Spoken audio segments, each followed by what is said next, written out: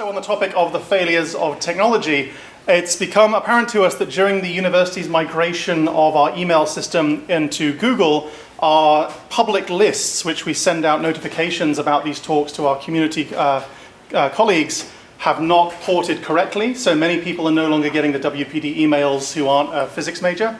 If you'd like to rejoin that list, we're going to make it available to do so. You would simply have to go to our Sonoma State Physics and Astronomy Department webpage, under the Public Programs tab, and then where at the same place you'd find the schedule for the WPD talks, at the bottom of that there's a link of how to rejoin our mailing list if you were one of the ones that was taken off. So if you have been, it's not personal, it is just the example of how no change can occur technologically without at least some bugs. So that's the only one we found so far, but if you'd like to rejoin a list, we'd love to have you back, because we don't have a copy of the original list.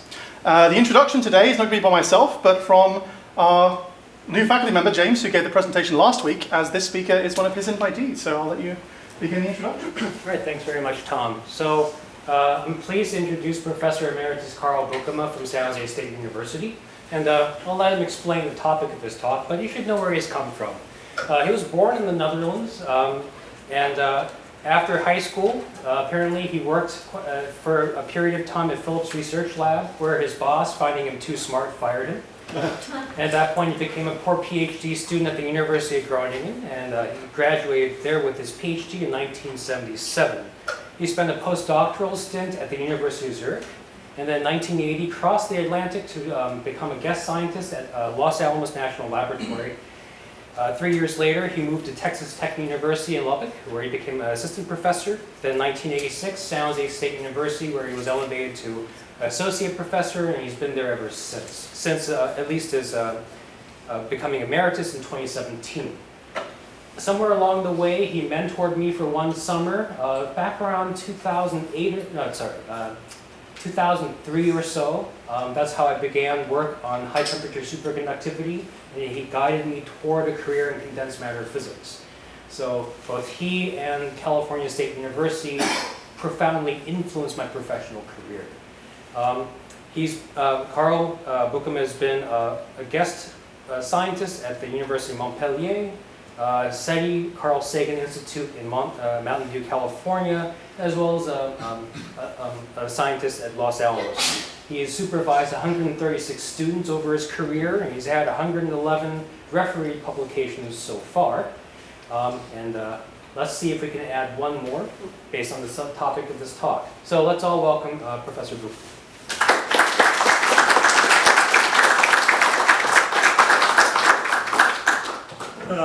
Thank you, James, for your introduction, and also for the invitation that I can give you a seminar about the work with my students.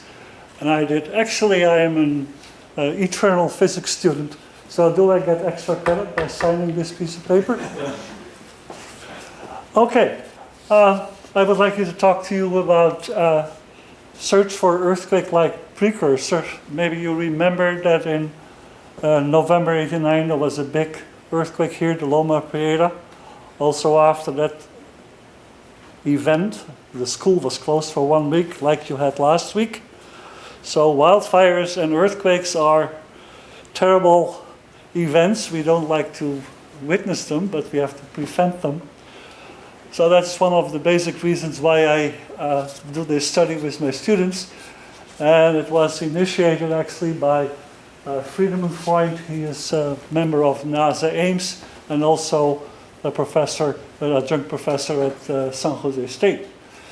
For manganese oxide, which is part of the Earth crust, is a well-known oxide. Also, very recently, another oxide has become known. What oxide is that? I can give you a hint. It's in your smartphone. Think batteries. So what oxide do I think? Lithium oxide, yes. This is the last week we obtained the Nobel Prize in chemistry, by the way. I know John B. Gubinoff well from American Physical Society meetings. There is not much difference between physics and chemistry. In my opinion, they are all the same. He got this award when he was 97 years old. So I still have done about 25 years to go in that regard. So he got his Nobel Prize in chemistry. I know you are here a Department of Physics and Astronomy, like we have in San Jose State. So here are the Nobel Prize winners in astronomy or in physics, and they are astronomers, cosmologists. Mainly the focus is the evolution of the universe. So I just mentioned that this is also physics, but the same basics is you have to do critical thinking to figure out what is going to happen. The unpredictable nature of earthquakes results in devastating events.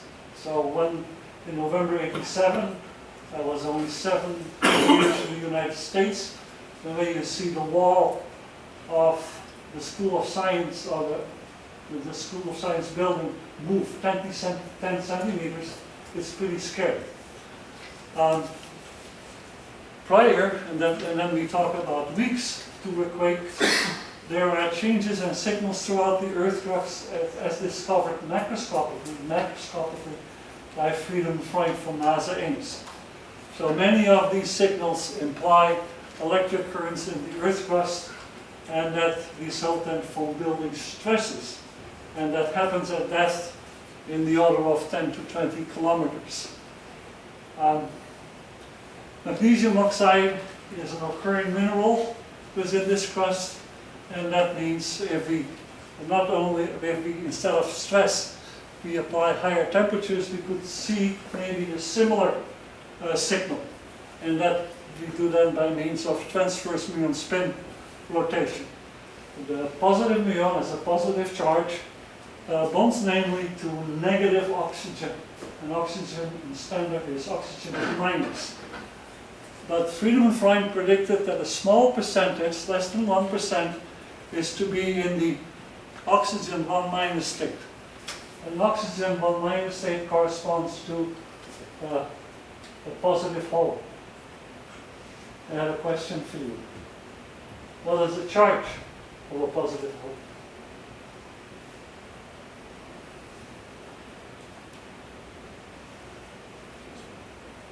It's a positive hole is an electron vacancy. So what is the charge? +1, thank you. +1. What is the effective mass of a positive hole? Electron mass. Louder, please. Electron mass. Electron mass, positive or negative? The charge. Effectively, I said effectively. The charge of mass. The charge is We +1, said the charge was plus.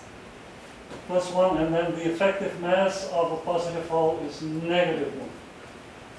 Because it's an electron vacancy. The electrons still are hopping, but the opposite way.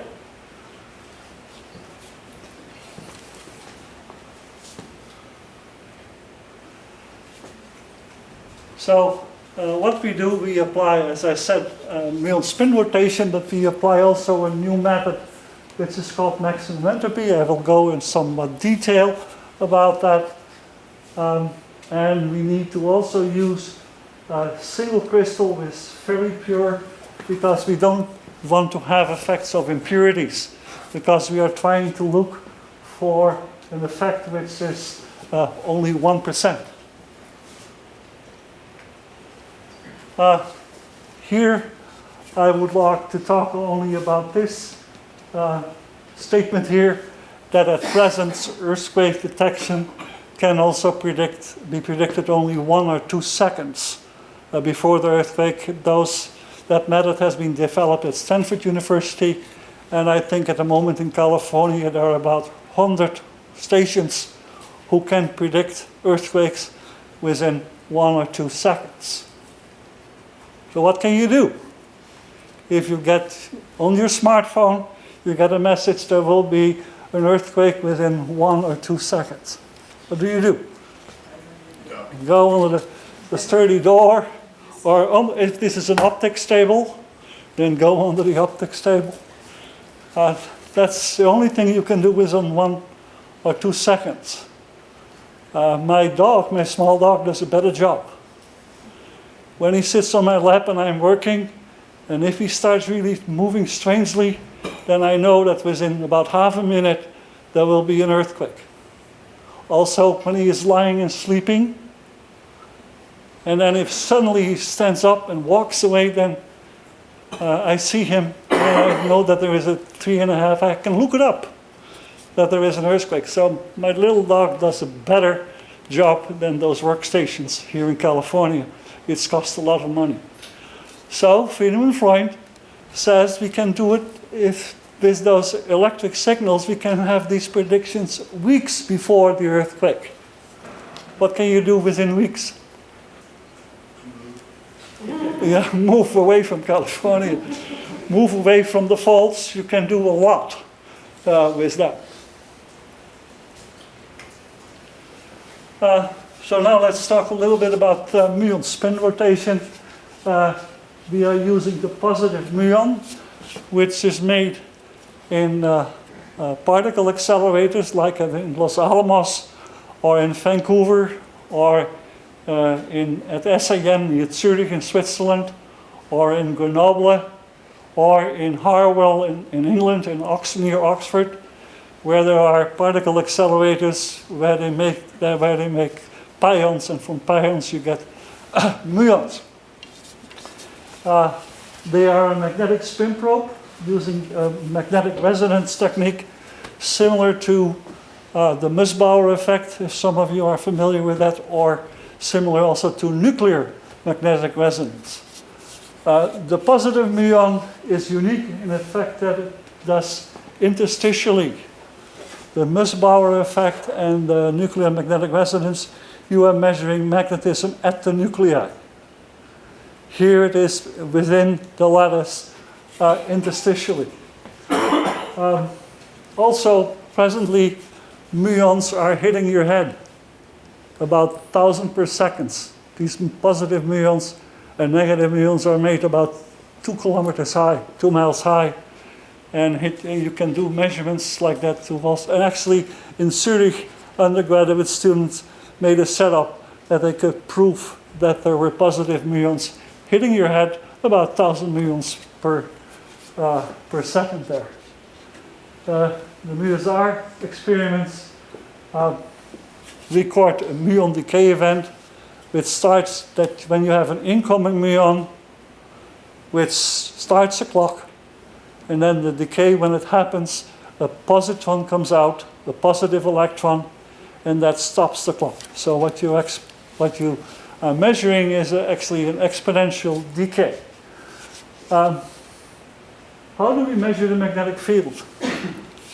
We solid-state physicists or magneticians are happy and fortunate that this muon, when it decays, disobeys a conservation of parity. So why that is, just the particle and nuclear physicists should explain that, not me. But when the muon spin, the magnetic moment is in this direction, the positron also goes in that direction. If the muon spin rotates, it's a magnetic resonance experiment, then the positron will follow the direction of the muon spin. So upon the exponential decay, you will see oscillations.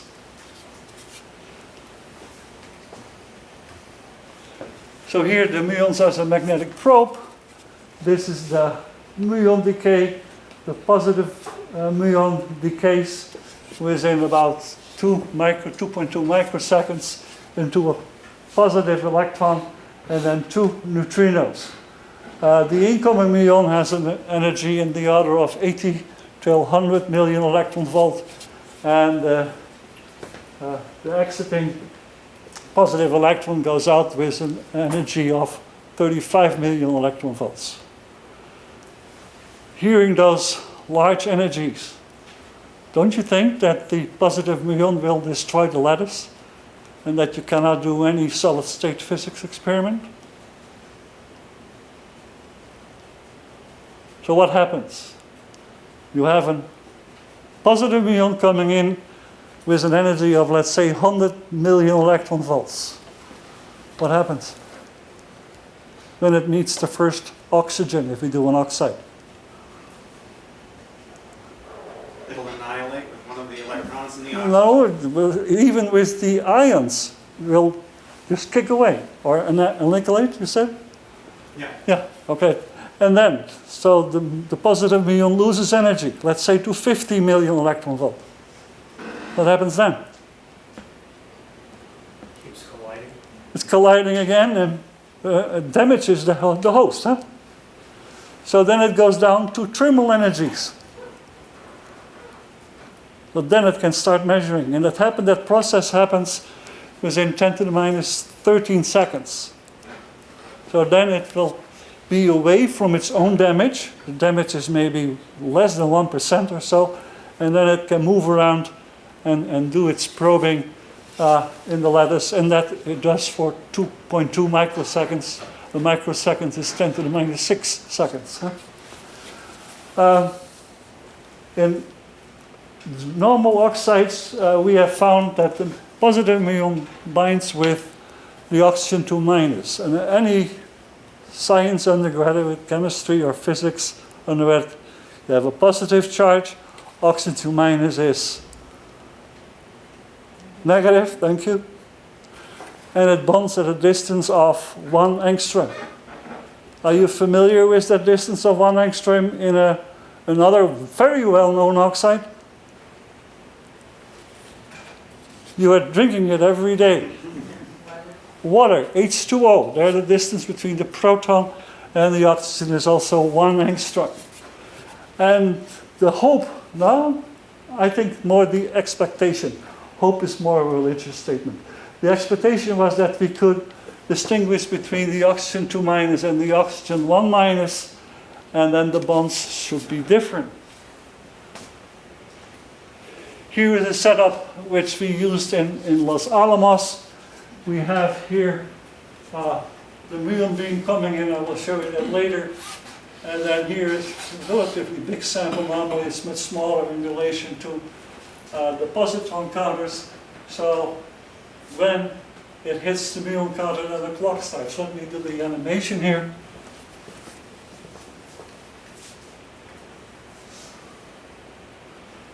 So the muon beam is coming in, and then when it hits the muon counter, then the clock starts. The muon stops in the sample. We can regulate it by a collimator by slowing down the muon so that we know that most of the muons stop inside the sample. You don't want to have the muon stop in the muon counter or in the positron counters or in the cryostat. That's one reason why we have the muon counter very close to the sample. Then the muon decays, and the positron, if the spin is in this direction, the positron will go in that direction. When the spin is in that direction, the positron will go in that direction. So then in Los Alamos you get 4 detections, 4 histograms where you record your data. Okay, so what do we record? On the horizontal axis we have the time.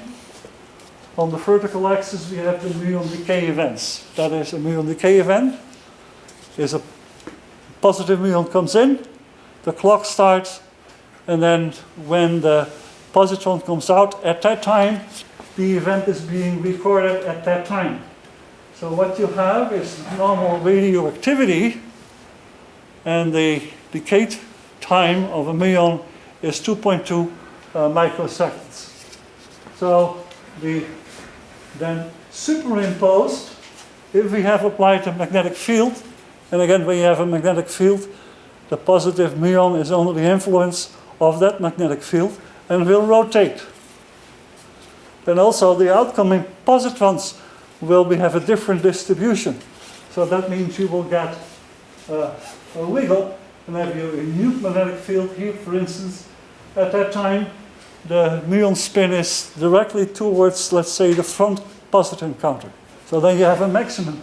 Then later it rotates further and then you get a minimum. So that those are oscillations. And this is the general expression. You have N naught, the initial muon decay events at time t is equal to 0. Just radioactivity term. This tau mu is 2.2 microseconds.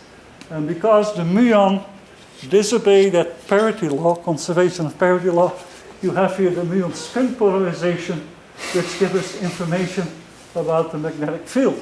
And when the computer calculates the background and N naught, you can get this signal, or the muon-spin signal, which shows you the oscillations. An important process with radioactivity is that you have a Poisson process. That means the decaying of the muons, or the radioactive nuclei, follow a random process, and then the law of large numbers tell you that the error in the number of counts is then the square root of n, when n is the number of events. So here you count a lot of events, so the error is relatively small, but here you have less counts, so that means the error, relatively speaking, becomes larger.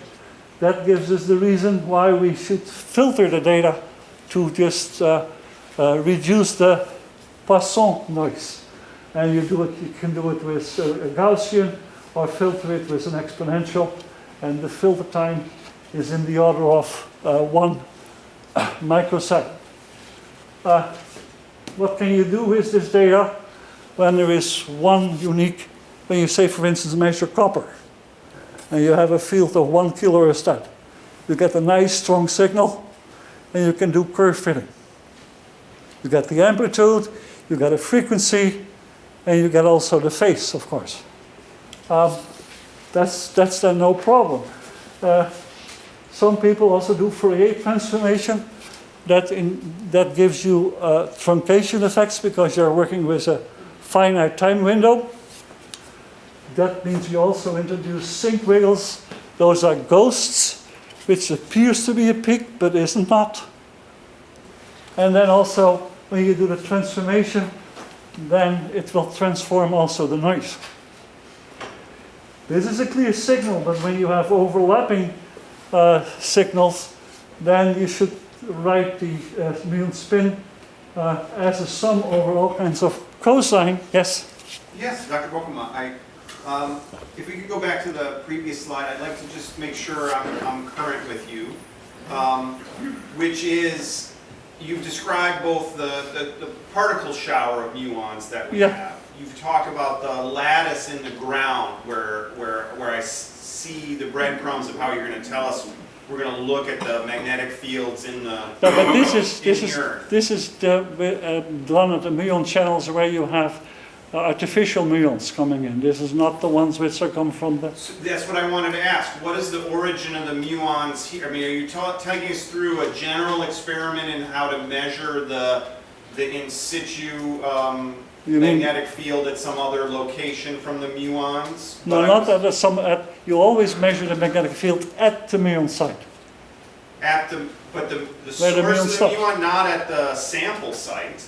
The source of the muon is from those particle accelerators, and that means you are producing those positive muons which are 99% spin polarized. Fantastic. Okay. What we're doing is looking line of sight along to an extant laboratory producing muons. Yes. Okay. And then the experiment is done then at a national laboratory like LAMP. Okay. Thank you. So then you do curve fitting, but then if you know your statistics and how curve fitting fits, the computer is confused if it has to add an A for one signal with a different frequency. And so when they are overlapping, curve fitting is pretty hard, and mostly you have to fix parameters in order to get reasonable results. Because of the sync wiggles in the 1990s at Los Alamos, we were chasing ghost signals. So we thought we have, because of these sync peaks, we thought we have an extra single signal, and then we tried to fit it with this, and we got nowhere. We got frustrated. Then it was suggested to us that we should apply maximum entropy, which they said it will reduce the noise. So let's go back to the equation here. This is what we are looking for, and the computer fits the background and not, so we can calculate the Muon-Spin polarization. And then we know from MUSR that the signal is assumed to be related to ones at earlier times through these coefficients CK. So the minus sign here indicates that we are working with earlier times. And then at Berg, this is the Berg algorithm, is also introduced a white noise term. Berg from Stanford made a lot of money of this. Why? Because people who were working with stocks, so S can also mean stock instead of a signal, that they thought maybe if the stock is related to the stock's prices at a week earlier or weeks earlier or days earlier, that they could figure out these coefficients and they could predict in the future how the stocks work. So what's the answer here? Did it work? No. According to I'd say it doesn't work.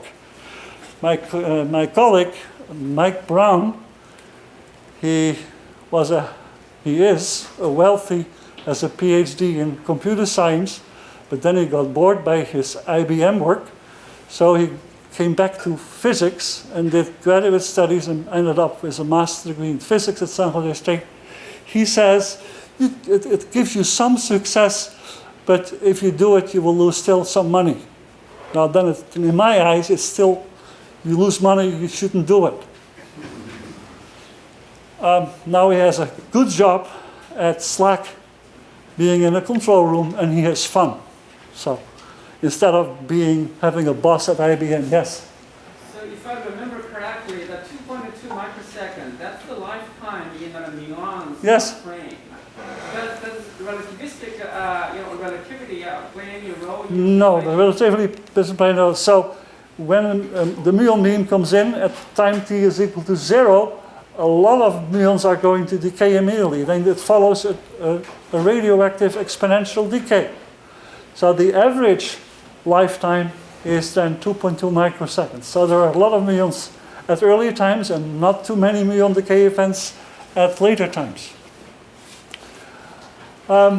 So these coefficients CK give you then a transform, and we call that the spectral density, and then P is the number of poles. That term comes from algebra, complex algebra, but I normally talk about the number of autocorrelations.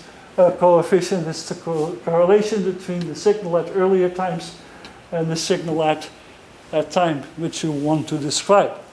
How about, does this algorithm work for lottery numbers? Is there any relation between the lottery number this week and the lottery numbers in earlier weeks? No.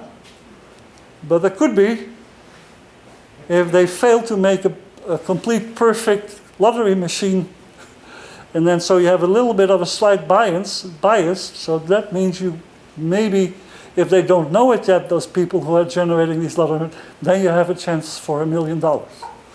But the chances to do that is close to 0, because they try to make those lottery creators' numbers very carefully. Okay. How many equations do we see here? No, don't say 2 or don't say, no, 3 is okay. Yeah, 2 is good, huh? There is one, and the middle one is another equation actually. In the maximum entropy, you try to minimize the noise. So while you try to minimize the noise, you try to minimize this contribution, you try to put all the information into the coefficients of CK. Entropy is not a physics concept here. It's not disorder. In mathematics or statistical mathematics, it's information. So that's why you maximize the information in the coefficients you are trying to figure out. So how many equations do we have here? Yes? 2. Looks like 2, huh? No, one. I say one. That's That's subscript I. What is that? That's a data point. How many data points do we have? 4,000. And so we have here 4,000 equations. I runs from 1 to capital N. So how many poles, how many autocorrelations should you start with? So if you have 1,000 equations, this is linear algebra. Most of you did linear algebra now. So how about the number of autocorrelation coefficient is n minus 1? Would that work? Probably not. You get probably a trivial serial solution.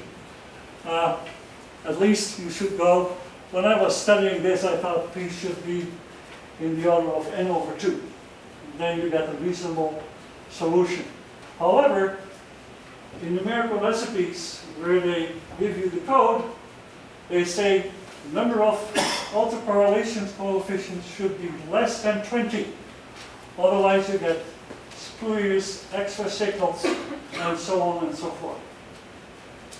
Okay? My students and I, it was Ames in the summer, we started to develop our maximum entropy method.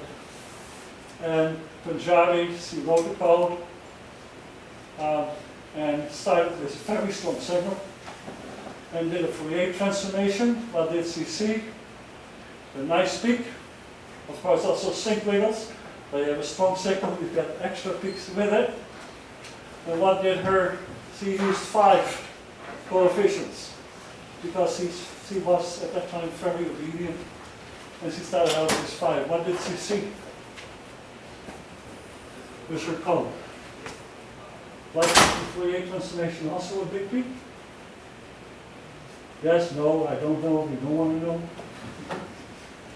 What did she see? On 4,000 samples? No, 4,000 data points, a nice strong signal. Fourier transformation gives you a nice peak at the frequency she simulated. Okay. And then she used the Berg algorithm in order to create that transform again.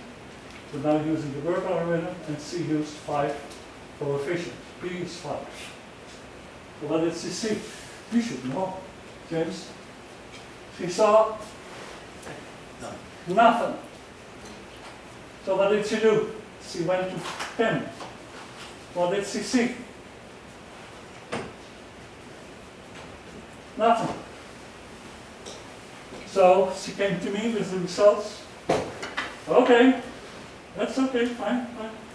It says they're less than 20, but just let's try 20. What did she see? nothing. Nothing. Nothing.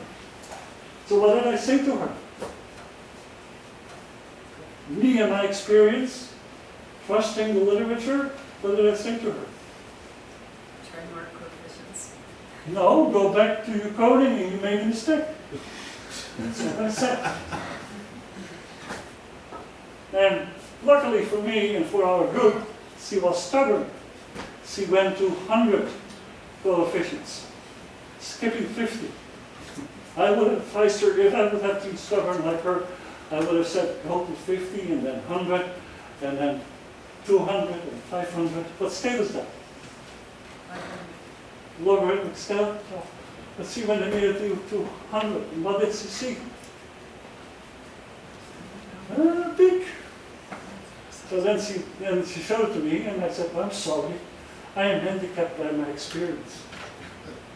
Students are looking everywhere. And so she picked this 100 and found it. So that's why we figured out that optimal number of coefficients should be between n over 5 and n over 3, when n is the number of data points.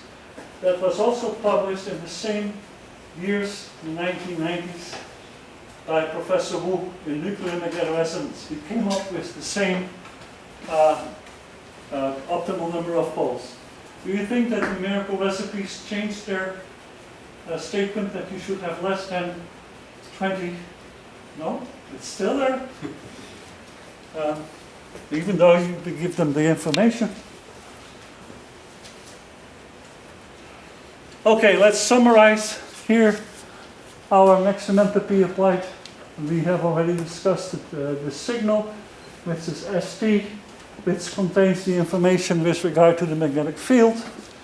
We apply the Burke algorithm for n times, and then P is the order of the model, Ni is the white noise, and then we want to know the other regression coefficients, and we minimize this.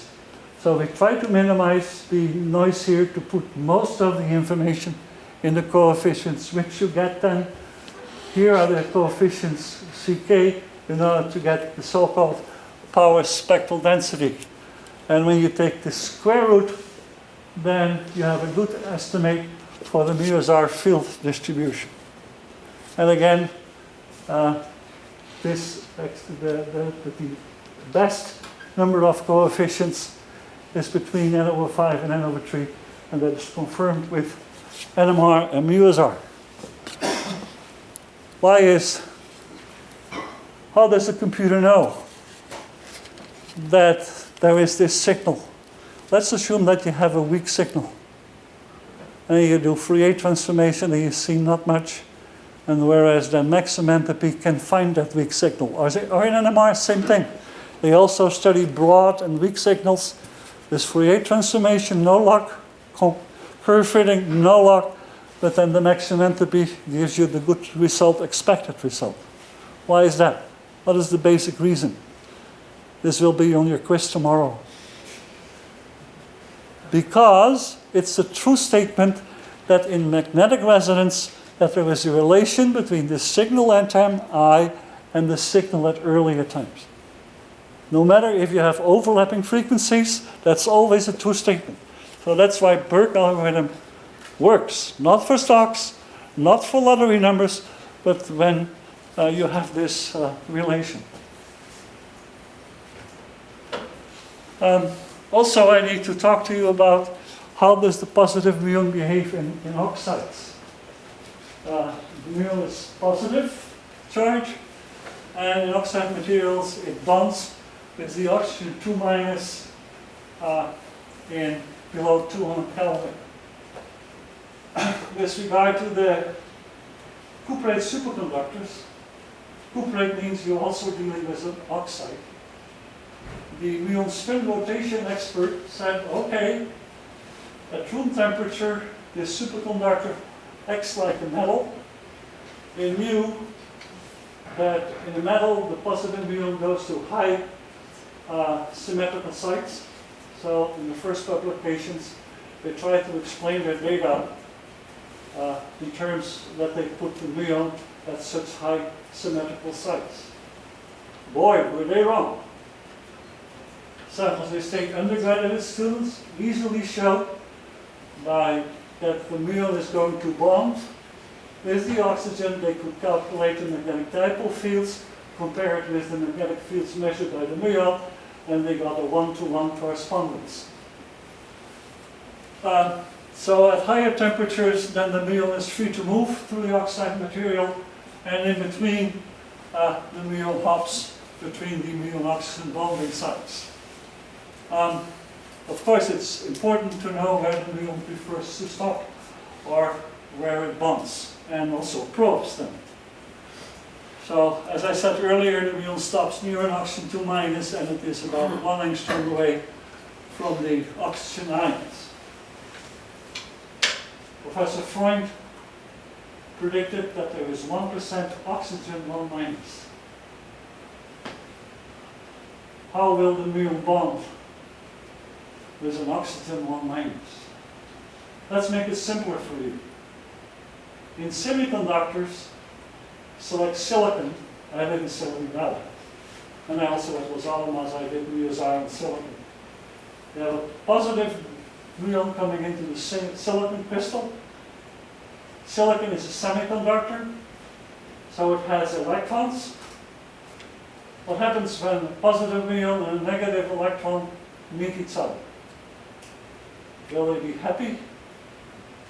Or will they? It's sort of like fusion. They will like each other, huh? So it behaves like what? In hydrogen, huh? In hydrogen, you have a proton and an electron in the radius, Bohr radius, 0.5 angstrom. Remember? In good old times. So what is the distance between a positive muon and a negative electron in muonium?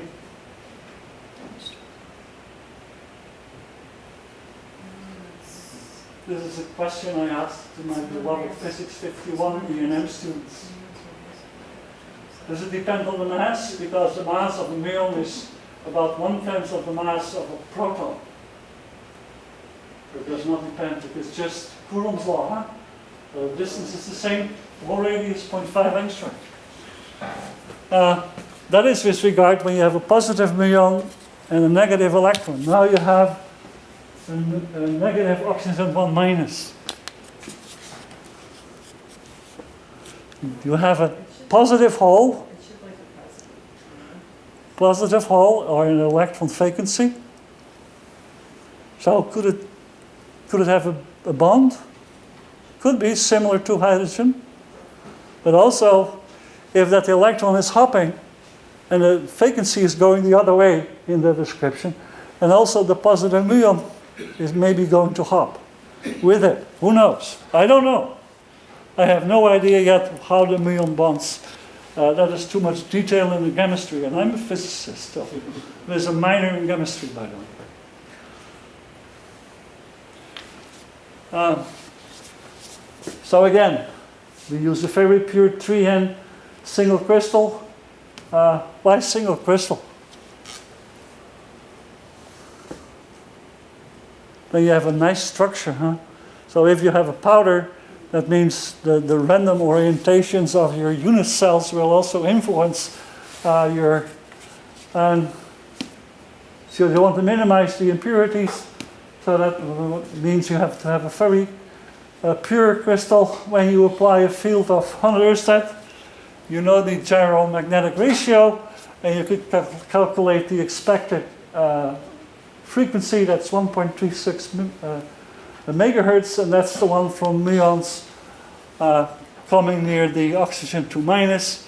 And at ISIS, more than 20 measurements were done at higher temperatures, which is similar to higher pressures. And it ranged from room temperature to about 700 degrees Celsius. The signal at the early 5 microseconds here, that's 5 microseconds. Sometimes students forget that they have to rotate this. These are actually binned, so you can clearly see the oscillations. That goes on for about 20 microseconds. The relaxation rate is 0.05 in first microseconds. So when you take the inverse, you get that the lifetime of the signal is 20 microseconds. In Oxford, they go to 32 microseconds. At Los Alamos, we could only measure till 8 microseconds, or sometimes shorter for higher frequencies, 4 microseconds. So it was a major advantage to get results. So when you curve fit these data, they did that online. When you do an experiment, you better check your results online if it works. And then the frequency they found was 1.4 plus or minus 0.1 megahertz. So the 1.36 megahertz was okay. Also, there was a large error bar in the relaxation rate. It could be 0.03, it could be 0.08 in first microseconds. Only the amplitude had also a very small error because you measure it over a long time, the amplitude of this sine curve or cosine. So when we were in Hawaii at the conference, we were able to get our first maximum entropy transforms. Also, of course, the Fourier transforms were nice, sharp peak around 1.4 megahertz. What else did we see in these Fourier transforms? You have a strong signal. What did I tell you about these truncation effects of a time window? You get alienation, you get sinc whales. So I said to my students, forget the Fourier transform. Let's focus on this. And we did fits, and we get here a peak at 1.4 plus or minus 1.0 plus or minus 0.01. That's already one advantage of doing maximum entropy, that we get the frequency is more well determined. This is the measurements. Let me tell you that this is frequency on the horizontal axis. This is the spectral density on the vertical, and here are three temperatures: room temperature, it's cold in England, and then South California, then 200 and 300 Celsius. But 1.4 plus or minus 0.01 is not 1.36 megahertz, is it? That means we may have a systematic error. How was this data obtained? I did not tell you that the time series data were binned in five bins, and then we take the average. That is because you increase then the statistics. And also, we took a conservative starting channel. We want to get away from the bad data at time t is equal to 0. I have a question for you. What is t is equal to 0 in this experiment? Nobody is putting the stopwatch here, huh? It is when the muon comes in, and immediately the positron comes out. But at that time, a lot of muons coming in the order of millions. So that means the spectrometer is dead, effectively. The electronics just gives it up. But it starts doing the good work at later times, about, say, 100 nanoseconds. Then everything is fine. So if you want to get away from the bad data, we were very conservative. We just skipped 100 or 200 channels. And so that was the result of binning. So I had a problem, actually, not a problem. There were some good results. So here is the amplitude of the signal as a function of the natural logarithm of the temperature in Kelvin. And then we see here the amplitude of the 1.4 megahertz, and then we fit it that asymmetric curve also with a frequency of 1.8, and that consistently that was 1.8. So we got this curve, and then also with the 2.3 megahertz got this variation of intensity. Now we can explain that this signal should go down because muonium is being formed. We are not talking about the muon, but the positive muon is going to bind at lower temperature with a free electron and forms muonium, similar to hydrogen. Then here, the muon is hopping so very fast to the oxide crystal that we don't observe the signal anymore. So it's due to the thermal energy that the signal disappears. And then, of course, we see two effects. And in this temperature range, we see that there is some variation, so that indicates some physics is going on. So that it was 1.4 instead of 1.36 is serious. However, we also obtain some good physics here. So a mixed bag. Huh? When I was in France, Oxford is nearby, isn't it? So I went over to there, and I also checked the logbook. I was there myself, and I was still wondering, did they not change the magnetic field? Instead of 100 Ørsted, did they make it not 104 Ørsted? That would explain that we have a frequency of 1.4 megahertz. They convinced me, also showed the logbook, and that it was 100 Ørsted. So what do? We had some good physics, we had some maybe serious systematic error. Are we going to cry?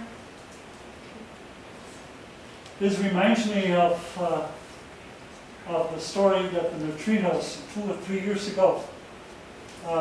There were some West European physicists, particle physicists, who said that the neutrino went faster than the speed of light.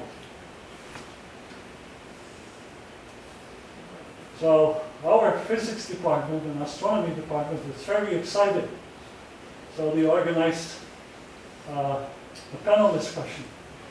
And because they thought I had worked with muons, I should know what neutrinos are, so they invited me also to be a member of their panel discussion. And especially the theorists in our physics department were very excited. Oh, this means change in theory. This is enormous. And the astronomers were also equally excited. And then there was a panelist who was very skeptical. Because when I studied their work, I said the events which determined that it would be larger than the speed of light, the error by the Poisson process, because they have similar data as we have, is larger than that it was said that it was above there, that it was above the speed limit. So I said, cannot be. There is something wrong here. There were about 100 present in the seminar, in the panel discussion. Only one agreed with me. Skeptics. What happened a year later? They found a mistake. They found a systematic error, their timing was off. I'm not an expert in particle physics or nuclear physics, but I know what statistics is all about. I have another minor in mathematical statistics. If you read, by the way, those polls, what should you do first before listening to their explanations? Figuring out what the statistical error is. And then when they say that Warren is better than Biden, and the difference is 1%, and somewhere under at the end of the article it says that the error was plus or minus 4%, then Warren is not better than Biden. Huh? So you should know your statistics. So learn the Poisson process, the square root of n. Okay. So I said, because we took a conservative starting point, I said we should go to an aggressive, that we should figure out the good starting point of analysis, and also we should change the filter time in order to get the highest peak. So we looked at the peak size and we varied the filter time, and this is the optimal filter time by maximizing the peak height. Also we changed the starting channel, maximizing this peak here. And when you get bad data, because you're going to be close to t is equal to 0, then of course the peak decreases again. So this is both parameters are being optimized. And what do we see? You see a broad peak near 1.36 megahertz, and that means you have localization near all the oxygen to minus, and then also we see a sharp Lorentzian peak. You cannot fit it with a Gaussian at 1.4 megahertz. So I should have explained what you have here on the horizontal axis. You have the frequency, you have here the spectral density. Now let's follow the green curve. That is at 200 Celsius. Here you have part of the Gaussian, goes up, and then this is for 700. That's the black one there. So we improved our analysis. How long did it take? Is that just the next day? What do you think? It takes about half a year or so to really fine-tune. It takes a lot of patience to do that. So here is the, as a function of Celsius temperature, I have here the area under the curve, and the green one is of the Lorentzian, and the black one is of the Gaussian, and this is the total. So again, we have this behavior which we can explain by the muon behavior. This decreases because muonims get formed. This decreases because the muon is running around, has more thermal energy, and then the signal also disappears. This happens between 200 and 400 or 350 Celsius, and that is what Freund and Freund predicted before we did the experiments. So that means it is already some sort of a direct proof that we are dealing with this electric signals caused by positive holes. Of course, we have not explained everything yet.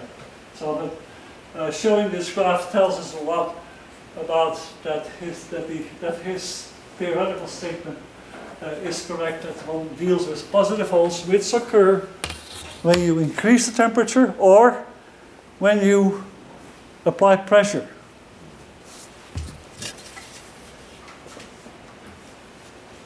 This here is the behavior of the frequency here of the Gaussian and of the Lorentzian.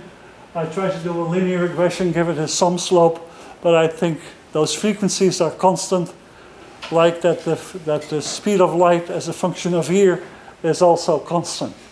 So the computer gives you some, let's say here, a decrease, but then the linear regression coefficient is pretty low, so you can just assume that it is a constant frequency. We will make use of that fact to further improve our analysis. This is the full width at half maximum. Again, it is flat. However, in the temperature interval where he predicts that there is this oxygen minus breakup making positive holes, there you see some wild variation beyond the experimental error. When you do curve fitting on a maximum entropy transform, you have to look also at other parameters. This is the chi-squared. The chi-squared is a goodness of fit parameter. It's much better than doing linear regression. So if you have fitting data as a function of time or as a function of pressure, and it is beyond linear regression, I suggest you go and do a chi-squared test. The expectation is that it is around 1, and you can see that in that temperature where Freund expects these changes, that the fit is not good. It's not much better, it's a bit worse than the one outside that temperature region. For the background, you have negative background. What do you expect for background in a maximum entropy transform when you take the square root? Do you expect negative background? No, you expect positive background. So that means also there the fit of a Lorentzian plus a Gaussian is not good enough. So we need to improve our model. Showing again this area under the curve, looking at this here. So you expect some sort of parabola here. And what does this mean? That it goes from a maximum to some sort of local minimum and to a maximum again. What do you think what that means? James would be able to answer that question. Probably 2 peaks that are overlapping. Say it again. 2 overlapping peaks. No, yeah, we have 2 overlapping peaks, but then the sum of the Lorentzian and the Gaussian does not fit all the data. So there is a missing fraction. And MUSR people always look for missing fraction. So there is a third, a muon bonds with something. And we don't know that yet what it is.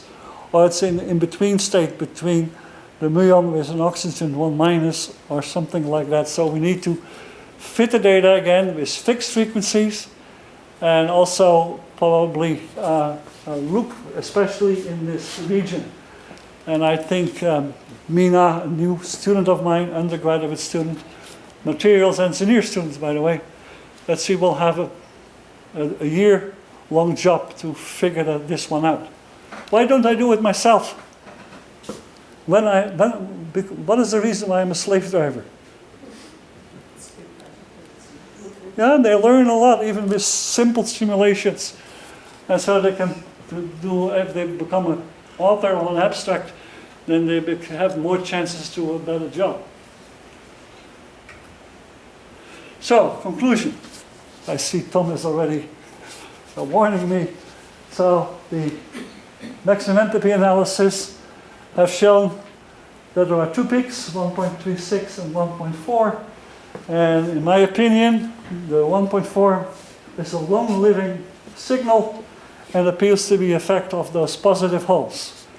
How do we relate that? We have to do some physical chemistry or chemical physics. We have to work on the extended 2p functions of the empty electron so that you have oxygen 1 minus.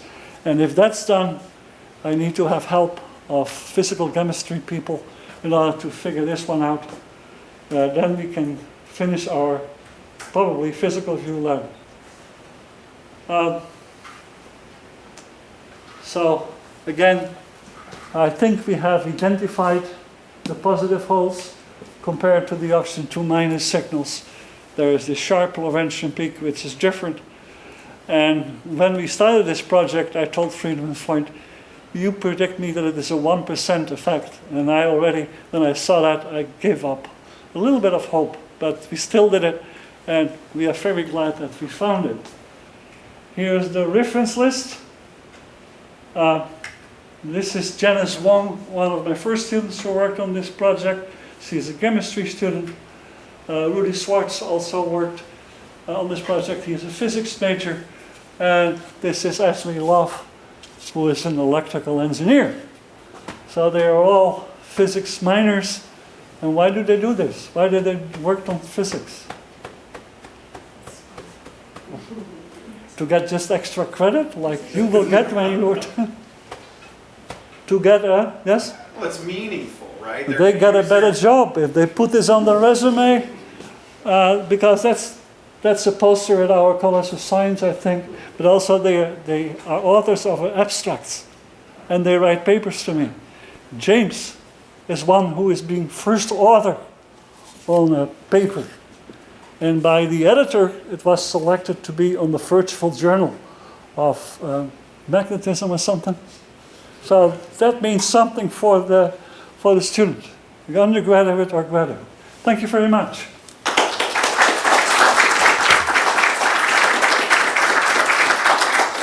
Well, thank you, sir.